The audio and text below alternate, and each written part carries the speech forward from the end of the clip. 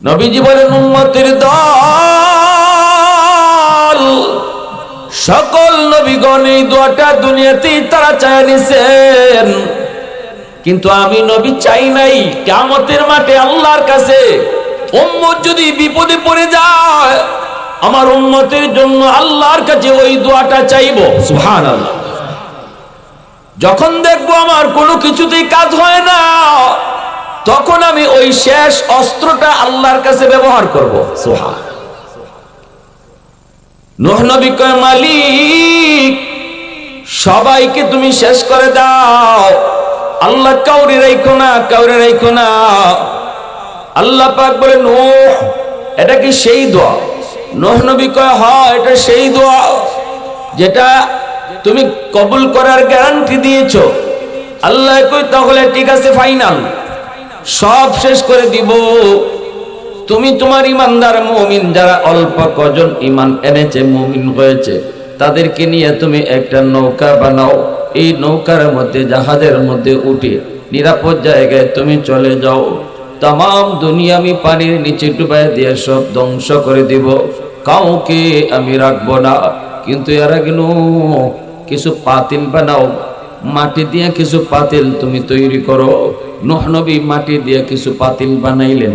আল্লাহ পাক বলতেছেন, মনের মাধুরী দিয়ে তুমি বানাও, যেভাবে তোমার মন চায় সেভাবে বানাও, যদ্দূর তোমার ব্রেইনে কুলায়, যদ্দূর তোমার মনের খাহেশ তুমি বানাও। নূহ নবী বিভিন্ন ডিজাইনে তুমি পাতিল বানাইতে লাগলেন, মাটি দিয়ে তিনি পাতিল বানালেন। এইভাবে আল্লাহ পাক রব্বুল আলামিন সবগুলি পাতিল বানানোর পর আল্লাহ কয়, নূহ এবার হাতে একটা লাঠি নেও আর সবগুলি পাতিল ভেঙে ফেলো। নূহ নবী কয়, মালিক কেনই বা বানাইতে বলছো, কেনই বা আবার ভাঙতে বলো? এত মনের মাধুরী দিয়া বানাইলাম, মনের ইচ্ছা মতো বানাইলাম, আবার এখন নিজের হাতে ভাঙবো, মন মানে না। আল্লাহ পাক কইরে, নূহ কয়েকটা পাতিল বানাইছো, হাতও দেও নাই, পাও দেও নাই, চোখও দেও নাই, জবানও দেও নাই, কথাও বলতে পারে না, তোমাকে নূহ কইয়া ডাকতেও পারে না, শুধুমাত্র কয়েকটা পাতিল। এই পাতিল নিজের হাতে বানায়া আবার ভাঙতে যদি তোমার কষ্ট হয়, তাহলে এইবার বলো, আমার যে বান্দা বান্দিরে শেষ করে দেওয়ার জন্য তুমি বলছো, আমি তো এদেরকে নিজের হাতে বানাইছি। শুধু বানাইছি তা না, হাত দিয়েছি শুধু তা না, পা দিয়েছি, একটা বডির আকৃতি দিয়েছি, চোখ দিয়েছি, জবান দিয়েছি। এই জবান দিয়ে আমি আল্লাহরে আল্লাহ কইয়া ডাকে, হয়তো সব সময় ডাকে না, মাঝে মাঝে হলেও তো একবার ডাকে, বলো বলো আমার যেই বান্দাগুলিরে আমি আল্লাহ এই বডির মধ্যে একটা জান দিলাম, জানটা দেওয়ায় হাঁটা থাকতে পারে, নড়তে পারে, চড়তে পারে, আমার ওই বান্দা বান্দিগুলিকে ভাঙতে বুঝি আমি আল্লাহর কষ্ট লাগে না? কি পরিমাণ মায়া, কি পরিমাণ মায়া! নূহ নবীর একজন মহিলা কয়, নবী গো, যেদিন তুফান শুরু হয়ে যাবে আপনি আমাকে ইয়াদ করে জাহাজে উঠে আপনি নিয়ে যান গো নবী। আমি একজন দুর্বল মহিলা, আমার গায়ে বড় শক্তি কম, আমি পারাপারি কইরা জাহাজে উঠতে পারবো না, আমি একজন বয়স্ক মহিলা, তুফান শুরু হলে আপনি আমাকে ইয়াদ করে জাহাজে উঠে নিয়ে। নবী কই, ঠিক আছে মা। এই বইলা নবী তো মনে ঠিক আছে বললেন ঠিকই, কিন্তু ভুলে গেলেন। যেদিন তুফান শুরু হয়ে গেল ওই দিন তিনি এই মহিলার কথা ভুলে গেলেন। যুবক, বেশ কিছুদিন পর যখন তামাম দুনিয়া পানিতে ডুবলো, সব কিছু আল্লাহ মিসমার করে দিল। এরপরে যখন দুনিয়া আবার স্বাভাবিক হলো, নূহ নবীর তখন মনে পড়েছে ওই মহিলার কথা। মনে মনে ভাবতেছে, হায় রে, আমি কি ভুল করলাম, আমি তো আল্লাহর বান্দির কথা ভুলে গিয়েছি। ইনি তো আমাকে বারবার বলেছিল, নবী গো আপনি আমাকে ইয়াদ করে নিয়ে যায়েন, আমি ফারাফারি করে নৌকায় উঠতে পারবো না। হায় আমি তো ভুলে গেলাম, হায় ভুলে গেলাম। তিনি দৌড়ায় গেলেন, যা দেখেন আল্লাহর বান্দির ভাঙ্গা ঘর আগের মতোই এখনো দাঁড়ায় আছে। বড় তালিকার কোনো খবর নাই, সব শেষ। কিন্তু ওই বৃদ্ধা ইমানদার মুমিন মহিলাটার ভাঙ্গাঘর আগের মতোই দাঁড়ায় আছে। আল্লাহর পয়গম্বর নূহ এইবার আল্লাহর কাছে সেজদায় পড়ে কই, মালিক তোমার কুদরত বোঝা বড় দায়, আল্লাহ বুঝি নাই। এইবার তিনি ডাক দিলেন, মা, ও মা, মা। মহিলা ঘরের ভিতর থেকে আওয়াজ দেয়া কয়, নবী গো, তুফান কি শুরু হয়ে গেছে নাকি? এইদিকে তুফান শেষ, তামাম দুনিয়া পানির নিচে ডুবলো, মহিলার খবর নাই। মহিলা কয়, নবী গো, তাহলে তুফান কি শুরু হয়ে গেছে নাকি? আল্লাহ নবী সিজদায় পড়ে আল্লাহর কাছে কান্দে আর কয়, মালিক কিছুই তো বুঝলাম না, তোমার কুদরত বোঝা বড় দায়, আল্লাহ একটু বুঝায় কও কি হয়েছে। এই মহিলার তো কোনো খবরই নেই, সে তো টেরই পাইল না এত বড় তুফান গেল, এত বড় জলোচ্ছ্বাস গেল, তামাম দুনিয়া তুমি সবকিছু মিসমার করলা, পানিতে ডুবায় সব শেষ করে দিলা, অথচ তোমার বান্দি খবরই পাইল না। আমারে আরো জিজ্ঞেস করে তুফান কি শুরু হয়ে গেছে নাকি? মালিক একটু কও, একটু বুঝায় দাও, আমি তো বুঝি না। আল্লাহ তখন কয়ে, রে নূহ, আমার বান্দি এত করে তোমারে কইছিল, ইয়াদ কইরা নিয়া যাইতাম, ভুলে গেছো, ভুলে গেছো।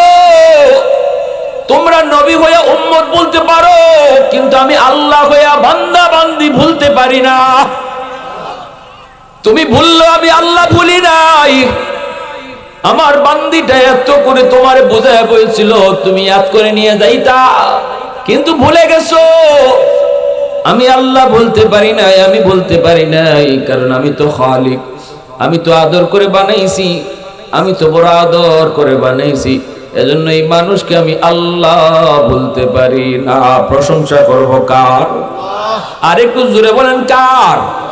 ওয়াহদাতি কি হিফাজতি নেহি বেকুওয়াতে বাজু, ওয়াহদাতি কি হিফাজতি নেহি বেকুওয়াতে বাজু, आती नहीं कुछ कमी हाक ले खुदा दाद, ऐ मर्द खुदा तुझको कुव्वत नहीं हासिल, जा बैठ किसी गार में अल्लाह को कर याद, जा बैठ किसी गार में अल्लाह को कर याद। ये सच है कि बातिल की तरफदार नहीं हम, गद्दार न समझो हम गद्दार नहीं हो, फूलों की तरह नरम मिजाज अपना है नज़र, हम तीरी नहीं नेज़ा व तलवार नहीं हो, हम तीरी नहीं नेज़ा व तलवार नहीं हो। मुसलमाনের आवाज़े को अल्लाहु আকবার। আল্লাহ পাক রব্বুল আলামিন কয়, হাদিসে কুদসি আল্লাহ কয়, জাদুনি আলা কুল্লি ইয়াউমিন ওয়াল আরদু ইস্তাজিলু রাব্বাহু, প্রতিদিন জমিন আমি আল্লাহর কাছে আবদার করে, আল্লাহ অনুমতি দাও, বেনামাজি আমি জমিনের উপর দিয়ে আর কত চলবে, এই যে সুদখোর আর কত আমি জমিনের উপর দিয়ে হাঁটবে, নেশাখোর আমি জমিনের উপর দিয়ে আর কত চলবে, আসবিরু ইলা মাতা আসবিরু, আমি জমিন কত ধৈর্য ধরব, আর কত ধৈর্য ধরব, আবতালু ইবনা আদম ফি কারি, আল্লাহ তুমি যদি অনুমতি দাও, ওই বেনামাজিকে আমি জমিন গিলে ফেলবো, সুদখোরকে আমি জমিন গিলে ফেলবো, ঘুষখোরকে আমি জমিন গিলে ফেলবো, ওই যে দেখো না বেপরদায় চলে তারে আমি জমিন গিলে ফেলবো, আল্লাহ নেশাখোরকে আমি জমিন গিলে ফেলবো, জিন্দা তারে দাফন করে ফেলবো, আমি জমিনের উপর দিয়ে বেনামাজির পায়ের বোঝা আর কত আমি জমিন সহ্য করব, তার পায়ের লোড আর কত নিব গো মালিক, ও মালিক কও না, ধৈর্য ধরব তো আর কত কাল, কত কাল। আল্লাহ পাক কই শুধু জমিন নয়, এই মিলনগঞ্জের বাজারের জমিনও আল্লাহর কাছে প্রতিদিন আবদার করে। এই মিলনগঞ্জের ভিতরে যত বেনামাজি ওই বেনামাজির জমিন গিলে ফেলতে চায়। সুদকুর বাজারে যারা আছে এই সুদকুরকে জমিন গিলে ফেলতে চায়। জমিন কই মালিক আর তারে হাঁটার সুযোগ দিব না, অনুমতি দাও, সুদকুরকে আমি জমিন গিলে ফেলি। আল্লাহ কয় শুধু জমিন নয়, ওয়াল বাহরা ইস্তাজিলু রাব্বাহু, সাগর মহাসাগর গুলি আবদার করে, আল্লাহ আমি কক্সবাজার সমুদ্র সৈকতের পারে কত নাফরমানি করলো, কত গুনাহগার গুনার আয়োজন করে গো আল্লাহ, আমি সাগরের পানি চায় চায় শুধু তাদের নাফরমানি দেখি। আমি সাগরের পারে আইসা কত যুবক কত যুবতী অন্যায় করে গুনাহ করে, আমি সাগরকে একটু ডরায় না। আমি যেমন শান্ত তেমন অশান্ত, আমি যতটা শান্ত ততটা অশান্ত। চাইলে আমি জমিন পানির নিচে ডুবাই দিতে পারি যদি তোমার ইশারা পাই, যদি তোমার অনুমতি পাই। কিন্তু দেখো বেঈমান আমারে ডরায় না, দেখো না নাফরমান আমাকে ভয় পায় না। আল্লাহ তুমি যদি অনুমতি দাও ওই নাফরমান গুলারে আমি পানি দিয়ে ডুবাইয়া দেব। যেই জমিনটারে ওরা নাপাক বানাইছে এই নাপাক জমিনটারে আমি পাক বানায় দেব। আল্লাহ পাক রব্বুল আলামিন তখনই জমিনরে ধমক দেয়, সাগর মহাসাগরে আল্লাহ ধমক দিয়ে কয় জমিন থাম থাম। আল্লাহ কয়ে জমিন ভালো করে শুন, আমি আল্লাহ দেখতেছি এই জমিনের ভিতরে কত গুনাহ হয়, কত অন্যায় হয়, কত অত্যাচার হয়, কত জুলুম হয়, আমি আল্লাহ দেখতেছি কত নাফরমানি হয়। এরপরও আমি কেন নগদ ধরি না জানোনি? কারণ এই মানুষকে আমি আল্লাহ বড় আদর করে বানাইছি। আসমান আল্লাহ বানাইছেন কুন ফায়াকুন বইলা, জমিন আল্লাহ বানাইছেন কুন ফায়াকুন বইলা, ফেরেশতা আল্লাহ বানাইছেন কুন ফায়াকুন বইলা। কিন্তু আমারে আপনারে আল্লাহ পাক কুন ফায়াকুন বইলা বানায় নাই। আমারে আপনারে যখন আল্লাহ বানাইছে আল্লাহ বলে খালাকতু বিয়াদাইয়া, এ জমিন এই মানুষকে আমি নিজের হাত দিয়ে বানাইছি। কারণ এই চেহারার মধ্যে এত দামি কপাল, এই কপাল দিয়ে বান্দা আমি আল্লাহর কুদরতি কদমে সেজদা দিবে। কপালটা আমি বানাইছি আমার সেজদার জন্য। এই কপাল ফেরেশতাদের হাতে বানাইলে হয় না, এই কপাল আদেশ দিয়ে বানাইলে হয় না, এই কপালটা আমি আল্লাহ নিজের হাত দিয়ে বানাইছি। এজন্য আল্লাহ পাক করে জমিন শুন শুন, আমার আর আমার বান্দা বান্দির মাঝখানে তোমরা কেউ নাক গলাবা না। আমি অপেক্ষায় আছি 60 বছর 70 বছর যাবত আমার বান্দা গুনাহ করে, কোথায় কখন কোন সময় জানি ওয়াজ মাহফিলে যাব দিলটা নরম হয়ে যায়। আমার কোন একজন নায়েবে নবীর কথায় যদি তার দিলটা নরম হয়, চোখের পানিটা ফালায় কয় আল্লাহ মাফ করো, ভুল করেছি আর জীবনে ভুল করব না। আমি 60 বছরের গুনাহ মুহূর্তের ভিতরে মাফ করে দিব।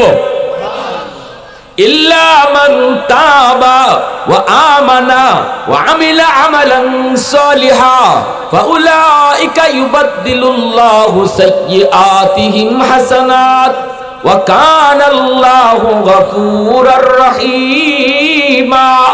আল্লাহ পাক কয় শুধু তার তওবার কারণে তার গুনাহগুলোকে আমি মাফ করব তা না, বরং তার গুনাহগুলোকে আমি আল্লাহর নেকি দ্বারা পাল্টায় দিব। তার গুনাহ যদি পাহাড় পরিমাণ হয়, তওবার দ্বারা আমি তার গুনাহকে পাহাড় পরিমাণ নেকি বানায় দিব। গুনাহ যদি সাগর পরিমাণ হয়, আল্লাহু আকবার জোরে কোন, গুনাহ যদি সাগর পরিমাণ হয়, আমার বান্দার তওবার কারণে সাগর পরিমাণ গুনাহকে আমি সাগর পরিমাণ নেকি বানায় দিব। আল্লাহু আকবার জোরে কও, মুসলমানের আওয়াজে কও আল্লাহু আকবার। হয় নাই আরো জোরে আল্লাহু আকবার। এজন্য আল্লাহ পাক রব্বুল আলামিন জমিনে ধমক দেয়, সাগর মহাসাগরকে ধমক দেয়। আল্লাহ পাক রব্বুল আলামিন কয় জানোনি, জমিনে যতদিন 4 দল থাকবে আমি জমিন টিকায় রাখবো। এই জমিনের ভিতরে 1 নাম্বার দল যাদের উসিলায় আমি জমিন টিকায় রাখছি, লাউলা মাশাইখু রুক্কা ওয়াশ শাবাবু খুশা ওয়াল আতফালু রুদ্দা ওয়াল আনআমু রুদ্দা লাজআলতুস সামাআ হাদিদা ওয়াল আরদা খাফসাফা ওয়াত তুরাবা রামা রাদা ওয়া মা আনজালতু মিনাস সামাই কাতরা ওয়া মা আমবাততু মিনাল আরদি নাবাতা বাল আনজালতু আলাইকুমুল আযাবা সাব্বা। আল্লাহ এক নম্বর হলো জমিনের ভিতরে আমার কিছু বান্দা বান্দি, বয়স্ক কিছু বান্দা বান্দি আছে, চুলদারি তাদের সাদা হয়ে গেছে, কোমরে তার ব্যথা, হাঁটুতে তার ব্যথা, রুকু করতে তার কষ্ট হয়, সাজদা দিতে তার বড় কষ্ট হয়। কিন্তু আমার বান্দা কষ্ট হলেও সে কষ্ট করে আমি আল্লাহকে সাজদা দেয়, কোমরটা তার সেইরা যায়, রগটা তার সেইরা যায়, এরপর আমি আল্লাহরে রুকু করে অসুস্থ অবস্থায় কষ্ট হয় নামাজ পড়তে, এরপর নামাজ পড়ে আমার বান্দা কষ্ট করে করে যখন আমার কদমে সেজদা দেয়, তখন তার সেজদার দিকে তাকাইলে এই জমিনের প্রতি আমার মায়া লেগে যায়। আল্লাহ কয় রে জমিন, 2 নম্বর ওয়াশাবাবু খুশা, এই জমিনের ভিতরে যখন আমি আল্লাহ দেখি কিছু যুবক যৌবনে তারে মসজিদে পাওয়া যায়, আমি আল্লাহ যখন কিছু যুবক দেখি গানের আয়োজন করে না, বন্ধুদের সাথে গানের আয়োজন করার কথা, যৌবনের চাহিদা হলো গুনাহ করা, যৌবনের চাহিদা হলো জিনা করা, যৌবনের চাহিদা হলো গান বাজনা করা, যৌবনের চাহিদা হলো চুরি করা, যৌবনের চাহিদা হলো মারামারি করা।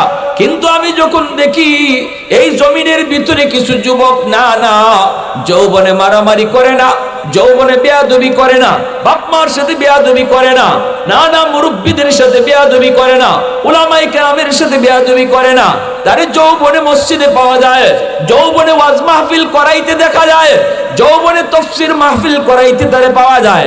আমি আল্লাহ যখন দেখি যৌবনে তার মাথায় টুপি, আমি যখন দেখি যৌবনে তার মুখে দাড়ি, তখন এই যুবকের দিকে তাকাইয়া এই জমিনের প্রতি আমি আল্লাহর মায়া লেগে যায়।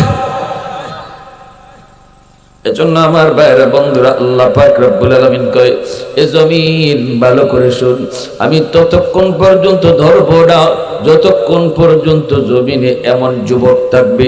ধন্য মায়ের ধন্য সন্তান মিলনগঞ্জের এই যুব সমাজ, নূরে মদিনা যুব সমাজ, এ যুবক তোমার মতো যুবকের উসিলায় আল্লাহ জমিন টিকায় রাখছে। আল্লাহু আকবার জোরে কও।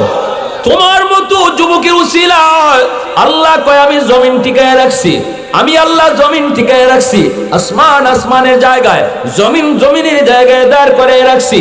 যেই পরিমাণ মানুষের গুনাহ এই পরিমাণ গজব নাই, যেই পরিমাণ মানুষের গুনাহ এই পরিমাণ আযাব নাই। তালিকা যদি তৈরি করা হয়, সমাজের তালিকা তৈরি করলে দেখা যাবে বেনামাজির সংখ্যা বেশি, নামাজির সংখ্যা কম। ঘরের ভিতরে যদি তালিকা করি, ঘরের সদস্যদের ভিতরে যদি আমরা গণনা করি, সেখানেও দেখবো বেনামাজির সংখ্যা বেশি, নামাজির সংখ্যা কম। আওয়াজ দিয়া বলা ঠিক কিনা? এরপরে আল্লাহ কয় এরপরে আমি গজব দেই না। গুনাহ গজব টানে, গুনাহকে গজব টানে, গজব আসতে চায়।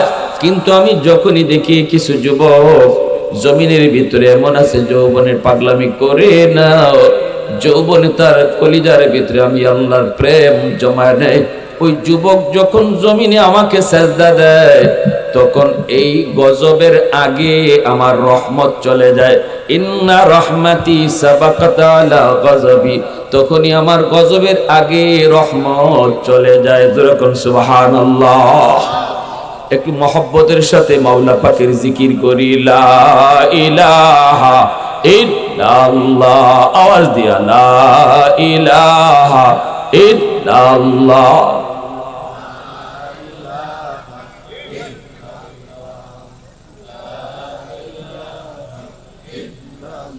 আরো জোরে লা ইলাহা ইল্লাল্লাহ।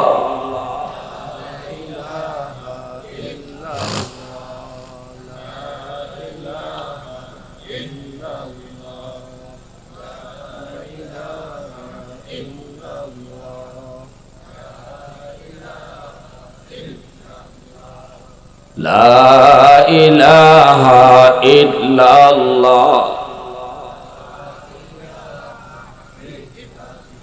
লা ইলাহা ইল্লাল্লাহ মুহাম্মাদুর রাসূলুল্লাহ। জোরে সুরে বলি সাল্লাল্লাহু আলাইহি ওয়াসাল্লাম। এ যুবক, এবার তুমি যদি বলো হুজুর পারি না, যৌবন কালে আল্লাহরে ডাকতে পারি না হুজুর, বড় কষ্ট হয়, যৌবনে আমার দেয় না মসজিদে যাইতে, যৌবনে আমার দেয় না ওয়াজ মাহফিল করাইতে, হুজুর দেয় না, শুধু গুনার দিকে ডাকে।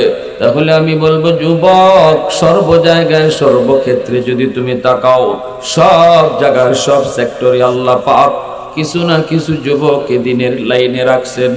আজকে তুমি পুলিশ ডিপার্টমেন্টে গেলেও দেখবা কিছু পুলিশ যুবক নামাজ পড়ে, রেবে যাও সেখানেও দেখবা কিছু যুবক নামাজ পড়ে, আর্মিতে যাও যে দেখবা কিছু যুবক যৌবনে সে নামাজ পড়ে, দাড়ি রাখছে, টুপি মাথায় দেয়। যদি ওই যুবকে যৌবনে পারে আল্লাহরে ডাকতে, তুমি কেন পারবা না? যদি এমন এক কাজ হয় যেটা কেউ পারে না, একজনেও যদি পারে, বোঝা গেল পারা সম্ভব। আমি ঢাকা ইউনিভার্সিটিতে গেলাম, বন্ধু আমারে ডাকলো, দোস্ত ইউনিভার্সিটিতে আসো। আমি ঢাকা ইউনিভার্সিটিতে গেলাম, আমার একজন দোস্ত ঢাকা ইউনিভার্সিটিতে পড়ালেখা করে, সেখানে গেলে পরে জোহরের নামাজটা আদায় করলাম মসজিদে, ইউনিভার্সিটির ভিতরে মসজিদ, এই মসজিদে জোহরের নামাজটা আদায় করলাম। নামাজটা পড়ে যখন বের হলাম, দোস্তের সাথে মুসাফা হলো।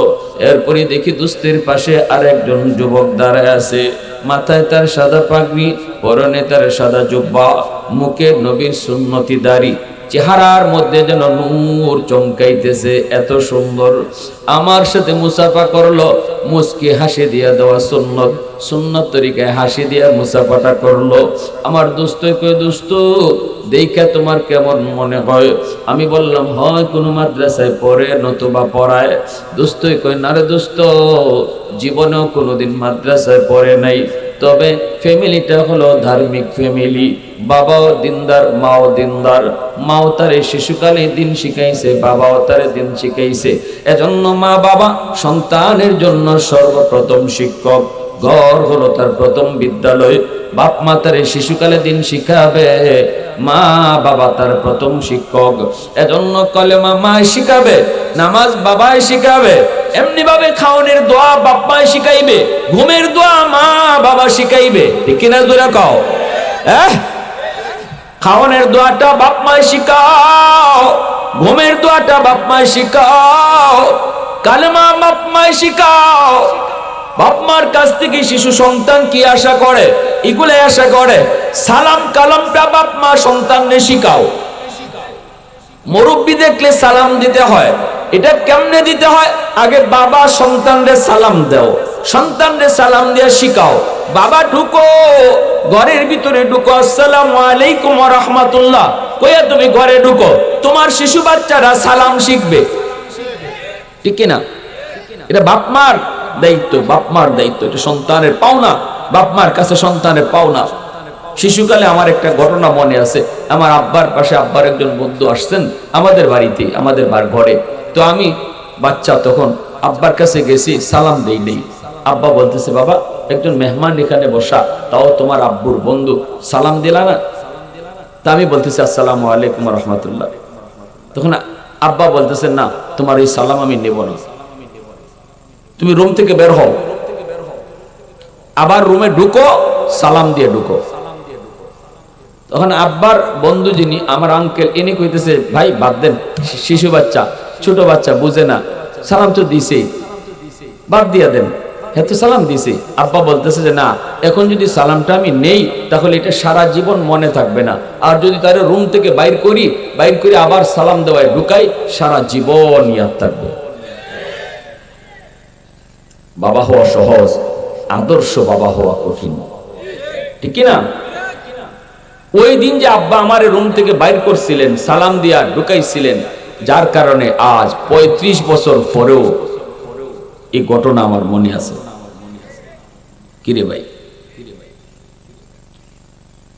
আজকে মা ঘুমের সময় যে বাচ্চাটারে ঘুমের দোয়া শিখাইবার কথা, যেই বাবা ঘুমের সময় বাচ্চাটারে দোয়া শিখাইবার কথা, কালেমা শিখাইবার কথা, সূরা ফাতিহা শিখাইবার কথা, সূরা ইখলাস শিখাইবার কথা, এই টাইমে আমি মা, আমি বাবা মোবাইল টিপে ঘুমাইতেছি, ঠিক না? সন্তানের ভবিষ্যৎ অন্ধকার করতেছি আমি মা, আমি বাবা। আমি বাপ মার ভুল সিদ্ধান্তের কারণে, বাপ মার নিজের রং চলার কারণে আমার সন্তানের ভবিষ্যৎ অন্ধকার হচ্ছে, আর এর জন্য দায়ী আমি বাপ মা। এজন্য কিয়ামতের মাঠে সন্তান বাপ মার বিরুদ্ধে আল্লাহর আদালতে মামলা দিবে, সন্তান মামলা দিবে। রব্বানা আতিহিম দিফাইনি মিনাল আযাব ওয়ালআনহুম লানান কাবীরা। ও মালিক, আমি যদি আজ জাহান্নামী হই, আমার জাহান্নামে যাওয়ার পিছনে আমি নিজে একা শুধু দায়ী না, আমার বাপ মা দায়ী। সন্তানে কইব, আমার মা আমার বাবাকে সামনে আনো, এরা আমাকে গড়ে কি শিখাইছে একটু জিগাও, তোমার পরিচয় আমাকে শিখাইলো কিনা। আল্লাহ, খাইতে বসলে যদি আম্মায় কইতো বাবা ডান হাতে খাও, বিসমিল্লাহ কয়ে খাও, বিসমিল্লাহ কয়ে খাও, আমি জিগাইতাম মা ডান হাতে খাইলে কি হয়, তখন মা কইতো আল্লাহ খুশি হয়, তখনই আমি মালিক তোমাকে আমি চিনতাম। ঠিক না? শিশু বাচ্চারা কিন্তু খুব বেশি বেশি বাপ মারে প্রশ্ন করে, আপনি কইবেন হে খালি প্রশ্নই করবো, বাবা ডান হাতে খাও, বাচ্চা কইব আম্মা ডান হাতে খাইলে কি দাওয়ায়, আল্লাহ খুশি হয়। বাচ্চা কইব আল্লাহ খুশি হইলে কি হয়, আল্লাহ কেডা? তা আল্লাহ তোমারে আমারে সব জাহান কায়নাত যিনি বানাইছে তিনি আল্লাহ। ওই যে এক কথায় আপনি আল্লাহর পরিচয়টা বাচ্চারে শোনাইছেন, এই শিশু বাচ্চার ব্রেইনের মধ্যে এই আল্লাহর পরিচিতি রেকর্ড হয়ে গেছে। এটা মরণ পর্যন্ত এই বাচ্চার ব্রেইনে থাকবে আল্লাহ কারে করে, আল্লাহু আকবার জোরে করে। কারণ শিশুকালটা হলো কাদামাটির মতো, যা লিখবেন তাই লেখা হবে। মাটি যদি শক্ত হয় লিখতে চাইলেও লেখা যায় না। এজন্য মানুষের জীবনের ফাউন্ডেশন হলো শিশুকাল। শিশুকালটা যার যত ধর্মীয় বিধানের উপরে, ধর্মীয় রীতিনীতির উপরে, ধর্মীয় কালচারে যে বাচ্চারা শিশুকালটা গড়ে ওঠে, এই বাচ্চার জীবন ততটা ধর্মের উপরে মজবুত হয়। আর আমরা শিশুকালটা একদম অবহেলায় নষ্ট করি। মা টেলিভিশন দেখতেছে, বাচ্চারে লইয়া দেখতেছে, বাপে নাইস গান দেখতেছে, বাচ্চারে লইয়াই দেখতেছে। ঠিক না? অথচ আমার বাচ্চা দুনিয়াতে আসছে মঈনুদ্দিন চিশতির মতো ওলি হইয়া। এটা আল্লাহর রাসূলের হাদিস, কুল্লু মাউলুদিন ইউলাদু আলাল ফিতরা ফাআবাওয়াহু ইউহাব্বিদানিহি আও ইউনাসসিরানিহি আও ইউমাজ্জিসানিহি।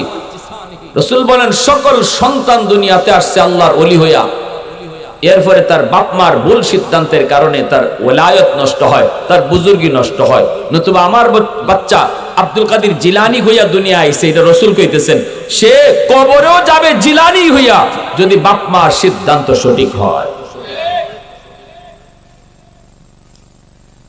আমার ভাইয়েরা বন্ধুরা জন্য বলি, বাচ্চাটার সামনে ঘরটারে তুমি ধর্মীয় কালচারে গড়ে তুলো, সালাম কালামের আমল ঘরে তৈরি গড়ে তুলো। মা স্বামী স্ত্রীর সালাম দাও, স্ত্রী স্বামীর সালাম দেখ, বাপরে সালাম দাও সন্তানে, মারে যে সালাম দাও, ঘরে ঢুকো, মুসাফা করো। এই দৃশ্যগুলো আমার শিশু বাচ্চায় দেখুক, সে শুনুক। এই দেখা শোনাটা তার দিল আর দিমাগের ভিতরে শিশুকালে রেকর্ড হইতেছে, রেকর্ড। বড় হওয়ার পরে তার শিখাইতে হবে না মুসাফা, হে শিশুকাল থেকে মুসাফা দেখিয়া শিখছে। ঠিক কিনা জোরে বল?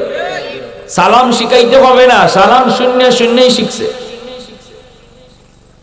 এজন্য ধর্মীয় কালচারে আমার আপনার ঘরটা সুন্দরভাবে সাজাইতে হবে। আমার দোস্ত কইতেছে, দোস্ত এই যে তোমার সাথে মুসাফা করলো, এত সুন্দর তার চেহারাটা, নুরানি চেহারা, মাথায় তার সাদা পাগড়ি, পরনে তার জুব্বা, এই লেবাস দেখে তুমি মনে মনে ভাবতেছো সে কোনো মাদ্রাসায় পড়ে, নতুবা মাদ্রাসায় পড়ায় না। রে দোস্ত, সে মাদ্রাসায় পড়ে নেই, শিশুকাল থেকে সে স্কুলে পড়ছে, কিন্তু তার মা বড় ধার্মিক, বাবাও বড় ধার্মিক, ঘরের পরিবেশটা ছিল ধর্মীয় পরিবেশ, ধর্মীয় কালচারে সে বড় হয়েছে। এজন্য এই বাচ্চাটা, এই যুবকটা শিশুকাল থেকে সে ধর্মের উপরে মজবুত। কলেজে পড়ে তখনও নামাজ ছাড়ে নেই, আজকে ঢাকা ইউনিভার্সিটিতে ভর্তি হলো, জন্মদারি, এখনো তার মুখে জন্মদারি, একবারের জন্য দাড়ি কামায় নাই। আল্লাহু আকবার জোরে কও। স্কুলে পড়লো, অথচ মুখে তার জন্মদারি, চাপায় জন্মদারি, দাড়ি একবারও কাটে নাই। ঢাকা ইউনিভার্সিটিতে ভর্তি হয়েছে, এমন মেধা, মেধা তো হবে, মেধা হবে না মানে যে মা সন্তান পেটে নিয়ে পর্দায় চলে, এই সন্তান বড় হওয়ার পরে মেধাবী হয়, মেধাবী হয়। পেটে সন্তান নিয়ে যদি মা বেশি বেশি টক খায়, সন্তান বড় হওয়ার পরে টক প্রিয় হয়। পেটে সন্তান নিয়ে যদি মা বেশি বেশি মিষ্টি খায়, সন্তান বড় হওয়ার পরে মিষ্টি প্রিয় হয়। পেটে সন্তান নিয়ে যদি মা বেশি বেশি ঘুমায়, সন্তান বড় হওয়ার পরে অলস হয়। পেটে সন্তান নিয়ে যদি মা টুকটাক কামকাজ করে, এই সন্তান বড় হওয়ার পরে কর্মঠ হয়। পেটে সন্তান নিয়ে যদি মা বেশি বেশি গান শুনে, সন্তান বড় হওয়ার পরে গায়ক হয়। পেটে সন্তান নিয়ে যদি মা বেশি বেশি কোরআন পড়ে, এই সন্তান অল্প দিনে হাফেজে কোরআন হয়। এজন্য মা বড় দিনদার, পর্দার ভিতরে থাকে মা। ও যুবক, ওই মা পর্দার ভিতরে সন্তানকে নিয়ে রাখছে, নিজেও পর্দার ভিতরে চলছে, যার কারণে মেধা তার ভালো। আমার দোস্ত কয়, ঢাকা ইউনিভার্সিটিতে যখন ভর্তি পরীক্ষায় সে দিয়েছে, এই ভর্তি পরীক্ষায় সবার চেয়ে বেশি নাম্বার পাইছে। এজন্য তার ইংলিশে অনার্স দেওয়া হয়েছে। ঢাকা ইউনিভার্সিটিতে ইংলিশে অনার্স সবাই পায় না, সর্বোচ্চ নাম্বার যারা পায় তাদেরকে ইংলিশে অনার্স বিভাগ দেওয়া হয়। সে ইংলিশে অনার্সে ভর্তি হয়েছে, এবং ইংলিশে অনার্সে ভর্তি হয়ে শেষ না, অনার্সেও সে ফার্স্ট ক্লাস ফার্স্ট হয়েছে। ঢাকা ইউনিভার্সিটিতে সেই হলো সর্বোচ্চ ব্রিলিয়ান্ট স্টুডেন্ট। এর চেয়ে মেধাবী কোনো ছাত্র নাই। সমস্ত টিচাররা তারে চিনে, সমস্ত ছাত্র ছাত্রীরা তারে চিনে। আমি তখন বুকের সাথে বুক মিলাইয়া কপালে একটা চুমা দিয়ে বলছিলাম, বাইরে একটু কও না, এই ঢাকা ইউনিভার্সিটির মতো পরিবেশে আমার নবীর সুন্নতি লেবাস লইয়া তুমি চলতেছো, তোমার কি অসুবিধা হয় না? যেখানে মেয়েরা বেপরদায় চলে, যেখানে ছেলে মেয়েরা ওপেন চলে, যেখানে ছেলে মেয়েদের ওপেন চলাফেরা, একসাথে বসে আড্ডা করে, ওই পরিবেশে তুমি আমার নবীর সুন্নতি লেবাস, এই লেবাস নিয়ে তুমি কেমনে চলো? যুবকটা চোখের পানি ছেড়ে কয়, হুজুর একটু দোয়া করবেন। আলহামদুলিল্লাহ, আমাকে আমার উস্তাদরা বড় মায়া করেন, আমার সাথী সঙ্গী সবাই আমাকে বড় শ্রদ্ধা করে, মায়া করে। এমনকি ভার্সিটির মেয়েরা আমাকে দেখলে পরে মাথায় কাপড় দিয়া দেয়। এতটা সম্মান আমারে করে, মেয়েরা আমারে দেখলে কাপড় দিয়া দেয়, মাথায় কাপড় দিয়া দেয়, সবাই সালাম দেয়, আমি সালাম করি, সালাম নেই। এতটা ইজ্জত সম্মান দিতেছে। যুবক যৌবনে আল্লাহরে ডরাইয়া নবীর লেবাসে, নবীর রঙে রঙিন হওয়ায় আল্লাহ তার ইজ্জত কমাইছে না বাড়াইছে? আওয়াজ দিয়া কও, বাড়াইছে। সবাই তারে বিশ্বাস করে, সবাই তারে বিশ্বাস করে। এই নবীর রংটার এত দাম, এত ইজ্জত, এত সম্মান, দুনিয়াতে আল্লাহ ইজ্জত বাড়াইছে। এজন্য আল্লাহ পাক রব্বুল আলামিন কই, যুবক, তোমার মতো যুবকের কারণেই আমি আল্লাহ আসমান জমিন এখনো টিকায় রাখছি। জোরে কও সুবহানাল্লাহ। কারণ যৌবনের পাগলা গোরাকে তুমি টাইনা ধরছো, পাগলা গোরাকে যেদিকে খুশি ওইদিকে তুমি টানতে দাও নাই, ধরতে দাও নাই। এজন্য আমি আল্লাহ তোমার খাতিরে জমিন টিকায় রাখছি। এ যুবক, এরপরে আল্লাহ কয় 3 নাম্বার হলো ওয়াল আতফালু রুদ্দা। জানুনি, ঘরে ঘরে কিছু শিশু বাচ্চা আছে, শিশু বাচ্চাদের কোনো দোষ নাই, কোনো অন্যায় নেই, কোনো অপরাধ নাই। শিশুরা হলো নিষ্পাপ, তারা হলো নিষ্পাপ, এদের কোনো গুনাহ নাই, গুনাহ নাই। গুনাহ যদি করছে তার মা করছে, গুনাহ যদি করলো তার বাবা করলো। এই বাপ মার গুনার কারণে জমিনে যখন গজব আসতে চায়, গজব, এই শিশু বাচ্চাটার উসিলায় আমি আল্লাহ গজব থেকে জমিনকে বাঁচায় রাখি। কারণ শিশু বাচ্চাগুলির কোনো অপরাধ নাই, ঠিক না? এ যুবক, এজন্য বলি, বাচ্চাগুলারে মাইরো না, শিশুদেরকে অযথা কষ্ট দিও না।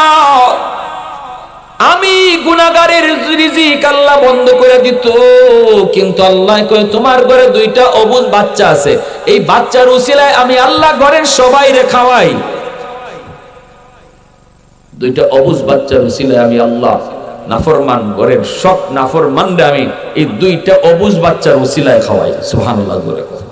আর জোরে কোন এই সমাজের ভিতরে আল্লাহ কয় যেই পরিমাণ বেনামাজি আসমানি গজবাইতো, কিন্তু আমি যখন দেখি জমিনের ভিতরে কিছু শিশু আছে, কিছু অবুঝ বাচ্চা আছে, এরা নিষ্পাপ, এরা ফেরেশতার মতো, আসমানি গজব যদি নামে এই গুনাহগারগুলির কারণে বাচ্চাগুলা গজবে পইরা যায়, অথচ বাচ্চাদের কোনো দোষ নাই, বাচ্চাদের কোনো অপরাধ নাই। আল্লাহ কয় তখনই আমি এই জমিনের প্রতি মায়া করি। আল্লাহু আকবার, জোরে কও। তখনই এই জমিনের প্রতি আমার মায়া লাগে, এই জমিনের প্রতি আমার বড় মায়া লাগে। এজন্য আমার মায়ার নবীর বহুত বড় সুন্নত, নবীজি শিশু বাচ্চাদেরকে বড় মায়া করতেন, আদর করতেন, কোলে নিতেন, চুমু খাইতেন। নবীজি সাজদায় গেলে পরে অবুঝ বাচ্চা শিশু যদি নবীর কাঁধে উইটা ঘোড়া দৌড়াইতো, তবুও নবীজি রাগ করতেন না। হাসান হুসেন নবীজি কাঁধে উঠে ঘোড়া দৌড়াইছেন না, ঘোড়া দৌড়াইছেন, এরপরে নবী রাগ করতেন না। খালি হাসান হুসাইন না, আরো মদিনার শিশুরা যদি রসুল নামাজে থাকতে ডিস্টার্ব করতো, আল্লাহ রসুল রাগ করতেন না। সুবহানাল্লাহ। কারণ এরা ফেরেশতা, ফেরেশতা। অহেতুক বাচ্চাদেরকে মারবেন না, হাত তুলবেন না, সাবধান। তোমার মতো আমার মতো নাফরমান আর গুনাহগাররে আল্লাহ বহু আগেই খতম করে দিত। যারে মারতেছো এই বাচ্চার উসিলায় আল্লাহ তোমারে বাঁচায় রাখছে। ওয়াল আনআমু তা 4 নম্বরে আল্লাহ পাক বলে জানোনি, জমিনের ভিতরে কিছু পশু পাখি, হাঁস মুরগি গরু ছাগল আছে। এই পশু পাখি হাঁস মুরগি গরু ছাগল এদের উপরে নামাজ ফরজ করি নাই, রোজা ফরজ করি নাই। মানুষের গুনার কারণে জমিনে গজব আসতে চায়, কিন্তু হাঁস মুরগি গরু ছাগল এরা তো কোনো গুনাহ করে নেই, এদের তো কোনো অপরাধ নাই, অপরাধ নাই। যখনই আমি আল্লাহ দেখি এই গজবের ভিতরে হাঁস মুরগি গরু ছাগল পশু পাখিগুলো পইরা যায়, তখনই জমিনের প্রতি আমার মায়া লাগে। এজন্য গরু ছাগলের অহেতুক মাইরেন না, খামোখা মারবেন না, গরু ছাগলের উপরে হাত উঠাইবেন না। এরা পশু, পশু, খামোখা মারবেন না। যদ্দূর না পারা যায় মাইরা সামলাইতে মারবেন না। কারণ আল্লাহ হাদিসে কুদসিতে আল্লাহ নিজে কয়, তোমার মতো নাফরমান বহু আগে আমি আল্লাহ তোমার রিজিক বন্ধ করে দিতাম, তোমার চলার ক্ষমতা বন্ধ করে দিতাম। আসমানি গজব আইতো, তোমার গুনার কারণে গজব আইতো চাই ধেয়ে আইতো পারে না, ওই গরুটার কারণে। সুবহানাল্লাহ। তোমার গুনার কারণে গজব ধেয়ে আসতে চায়, আসে না ওই ছাগলটার কারণে, যে ছাগলটারে মারছো খামোখা। কষ্ট হইতেছে আপনাদের? কি ভাই কষ্ট হইতেছে? হাকিমুল উম্মত মুজাদ্দিদ মিল্লাত মাওলানা আশরাফ আলী থানভী রহমাতুল্লাহ আলাইহি এত বড় হুজুর, এত বড় আল্লাহ ওয়ালা, কিতাব লিখতেন, চিন্তা করে কিতাব লিখতেন না। কলম চলতো কারেন্টের মতো, এমন ভাবে কলম চলতো, ব্রেইনে আল্লাহ ঢাইলা দিতেন। মনে হইতেছে একটা কালেকশন উপর থেকে শুরু হয়েছে, কানেকশন হইছে, আর ওনার কলম অটো চলতেছে। নইলে একজন মানুষের পক্ষে জীবনে এত কিতাব লেখা সম্ভব না। চিন্তা করে করে যদি লিখতে হইতো, কোনো চিন্তা নাই, উনি কলম ধরতেন আর কলম চলতো। এই হাকিমুল উম্মত মুজাদ্দিদ মিল্লাত মাওলানা আশরাফ আলী থানভী রাহমাতুল্লাহি আলাইহি এনার বিবি সাহেব যাইতেছেন বাপের বাড়িতে বেড়াইতে, আর বলতেছেন, স্বামী গো, আমার মুরগি আর মুরগির বাচ্চারে টাইম মতো চাইরো। ফজরের পরে উনি নামাজ পড়ে কিতাব লিখতে বসছেন, এদিকে মুরগি মুরগির বাচ্চা সারবার টাইম হয়ে গেছে, খবর নাই। মুরগিও চিল্লায়, বাচ্চাও চিল্লায়। হঠাৎ করে ওনার কলম বন্ধ হয়ে গেছে, এখন আর লেখা আসে না। থানভী রহমতুল্লাহ আলাইহি চিন্তায় পড়ছেন, ঘটনাটা কি, লেখা আসে না কেন? বড় পেরেশান, হায় আমার দ্বারা কোনো গুনাহ হয়েছে কিনা, কি ভুল জানি করলাম। সাথে সাথে মনে পড়ছে, হায় রে, ওই যে মুরগির আওয়াজ শোনা যায়, দৌড়ে গেছেন ঘরে গিয়ে, যে খাঁচার মধ্যে মুরগি আছিল এই খাঁচাটা খুললে দিছেন, মুরগি বাচ্চাগুলা নিয়ে বাইরেছে। এরপরে তিনি আবার আইয়া ওযু করে লেখাত বইছেন, অটো কলম চলা শুরু হয়ে গেছে। ওই যে মুরগিটা কষ্ট পাইতেছিল, আল্লাহ এটা সহ্য করতে পারছে না। আল্লাহ কয়, দায়িত্ব আছিল তোমার, এটা আমি, এর খালিক আর মালিক আমি আল্লাহ, মুরগিটারও আমি বানাইছি। বিবিসার দায়িত্ব দিয়া গেছে, একটা হায়ওয়ান তুমি আটকায় রাখছো, কষ্ট দিতেছো, এজন্য আমার তরফ থেকে যে নিয়ামত তোমার মাথায় আমি দিতেছিলাম, এই নিয়ামত বন্ধ হয়ে গেছে। আবার যখন এটা পূরণ করছেন, তখন আল্লাহর পক্ষ থেকে নিয়ামত আবার জারি হয়েছে। সুবহানাল্লাহ। একটু চিন্তা করলে বুঝেন যে আমরা কি করতেছি, আমাদের দ্বারা কত অন্যায় হইতেছে। কেন আজকে আমার অসুস্থতা সারে না, আমার বিপদ সারে না, আমার অশান্তি যায় না? কারণটা কি? এমন কত সমস্যায় আমি জর্জরিত, আমার দ্বারা এমন কত ভুল হইতেছে। এজন্য আল্লাহ কইলাউলা মাশাইকু রাক্কা ওয়াশ-শাবাবু খুশশা ওয়াল আতফালু রুদ্দা ওয়াল আনআমু রুত্তা লাজআলতুস সামাআ হাদিদা ওয়াল আরদা খাফসাফা ওয়াত তুরাবা রামাদা। যদি এই চার দল জমিনে না থাকতো, লাজআলতুস সামাআ হাদিদা, আমি আল্লাহ আসমানকে লোহা বানায় দিতাম, ওয়াল আরদা খাফসাফা ওয়াত তুরাবা রামাদা, এই জমিনটা আমি তামা বানায় দিতাম, তামা। আমা আনজালতু মিনাস সামাই কাতরা, এক ফোঁটা রহমতের বৃষ্টি আমি আসমান থেকে নাজিল করতাম না। ওয়ামা আম্বাতু মিনাল আরদি নাবাতা, একটা শস্যের দানাও আমি জমিনে উঠতে দিতাম না। বাল আনজালতু আলাইকুমুল আযাবা সাব্বা, পর জমিনের মধ্যে শুধু আযাব আর গজব নাজিল হইতো। আল্লাহ কয় মানুষ কেন বানাইছি জানোনি? বানাইছিলি আবুদুন, আমি আল্লাহর ইবাদত করার জন্য। এত আদর করে তোমারে বানাইলাম, নিজের হাত দিয়ে তোমারে বানাইলাম। বানানোর উদ্দেশ্য একমাত্র আমি আল্লাহর গোলামি, উদ্দেশ্য আমি আল্লাহকে চিনা। আগে আমারে চিনো, লিয়াবুদুন আই লিয়ারিফুন। তাফসীরে জালালাইনের মধ্যে লেখেন লিয়াবুদুন আই লিয়ারিফুন, আল্লাহ ইবাদতের জন্য বানাইছে। এর মানে হলো আল্লাহ কয় আমি তোমারে এত আদর করে বানাইছি তুমি যেন আমি আল্লাহকে চিনতে পারো। কেমনে আল্লাহরে চিনা যায়? আল্লাহর ইবাদত করলে আল্লাহকে চিনা যায়, ঠিক না? আল্লাহরে চিনলে মানাটা সহজ, যে যারে চিনে সে তারে মানে। আপনি বইছেন গাড়ির মধ্যে, পাশের সিটের মধ্যে ওসি সাহেব বয়া, আপনি তো মনে করছেন আপনার সাথের প্যাসেঞ্জার, আপনার খবর আছে, আপনি ফাউনা চাইতেছেন, আপনা চাইতেছেন, খবর নাই আপনার। একজন এসে কানে কানে কইছে, ইবা যে ফাউলা রাইতেছো দারো যে বয়া চিনো কেডা? কেডা? ওসি। এখন আর ফাউল হবো নি আপনি? জোরে মাতো ফাউল হবো। আর এখন এতক্ষণ চিনো না, এজন্য লড়াইছো, এখন চিনছো, সাথে সাথে শিরা ঠান্ডা, ঠিক কিনা? এজন্য আল্লাহ আগে আমারে চিনো, বানাইছি তোমারে চিনবার লাগে।